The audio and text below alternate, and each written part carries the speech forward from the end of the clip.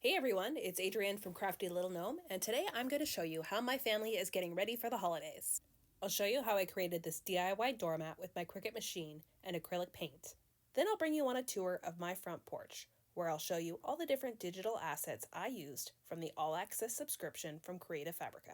This tutorial has been brought to you by Creative Fabrica and Home Talk, who have come together to bring you the tools and inspiration you need to bring your DIY projects to the next level. For those of you who aren't familiar with Creative Fabrica, it's a digital platform for DIY crafters. With over 14 million different designs, fonts, SVG files, and so much more. For a variety of DIY crafting projects, including Cricut crafts, paper crafting, scrapbooking, needle crafting, and so much more. In addition to all the digital assets, Creative Fabrica also has a range of online classes. There's actually over 1,000 classes on a number of useful topics, including Cricut classes, Etsy classes, and more. Today we're getting into the holiday spirit. First, I'll show you how I made my DIY doormat, and I'll take you on a tour on the rest of my holiday front porch. Make sure you stay tuned to the end, because I'll show you how you can get a free trial of the All Access subscription from Creative Fabrica. The first step in making your doormat is choosing the design you want. I chose the Santa Please Stop Here SVG file, and I'm just going to hit the download button and download it to my iPad.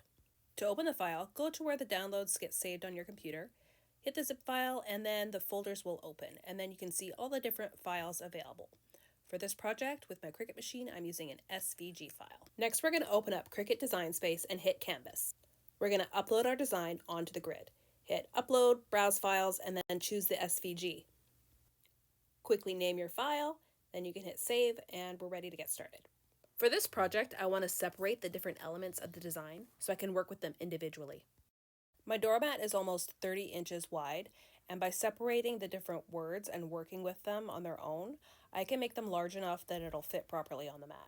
By clicking on the eyeball beside each design, it will make it disappear or reappear. So I'm just going to remove all of them that I don't want to work with right now, and we're just going to keep the word Santa.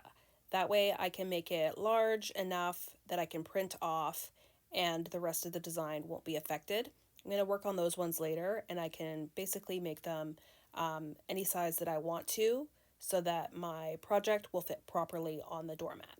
My Cricut machine can cut up to 12 inches wide.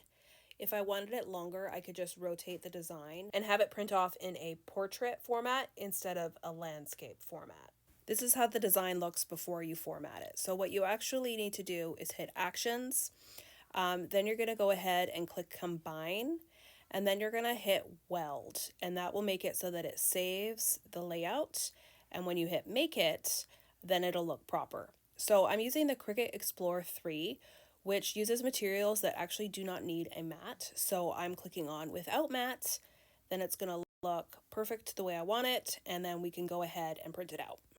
Follow the prompts and then go ahead and hit those arrows to feed in your materials. Once the triangle starts flashing, that means it's ready to go, and you can go ahead and print your design. So I'm using the Cricut Explore 3, which does not require a mat, and this is a removable vinyl material. So we're basically making a stencil that we're going to put on our mat, and then I can go ahead and paint my design into the negative space of the stencil. So here I have my word Santa cut out and ready to go. And then I'm going to go ahead and just smooth the transfer tape down on top of it with the Cricut scraper. Remove your design from the backing, put it down on the mat, and then peel off the transfer tape, and then you've got your stencil. Because things don't really stick well to this coconut core mat, I used an iron and I put it on the nylon setting, and I just gently pressed it over the removable vinyl. So it just melts it a little bit and helps everything stick into place so that when you're ready to paint, the paint won't bleed. It'll help keep your lines crisp. I'm just using regular acrylic craft paint, and I like to start with a base coat of white, then completely let it dry, and then if I'm using colors, I can put it on top of the white. It really just helps to make the colors pop. After the base coat and white coat has dried, peel off the stencil, and then you can touch up any little bits you need to with the paint. To really make the colored words stand out, I went ahead and went around all the edges with a black Sharpie marker. This just helped to outline it and really make those words pop. Let your doormat dry for 24 hours and you're ready to go ahead and display it. Let's take a look at the rest of the projects I made for my Christmas front porch. I downloaded some other SVG files from Creative Fabrica, and I used sublimation to print them onto these ornaments. They have a huge selection of just about every design you can imagine. And you can use these designs from ornaments to t-shirts or even gift tags. To add some extra cheer to my porch, I printed off some fun signs, and then I cut out some stars using my Cricut machine. This wreath was also made using cardstock cut out on my Cricut machine. I printed off this gnome to add some extra color to my porch, and I also used my Glowforge to cut out all these pretty snowflakes, and I hung them from the ceiling. You can find the links in the description of all of the different assets that I've used.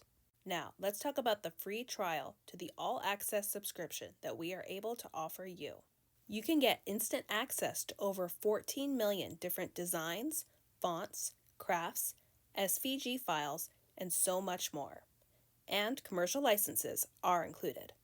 Sign up for free using the link in the comments below, and you can download up to 10 designs or fonts for free. Check out the video description for more information about all the digital assets used and to sign up for your trial of the All Access subscription. Let me know in the comments what your favorite project is and what you'll create with your free trial for the All Access subscription from Creative Fabrica.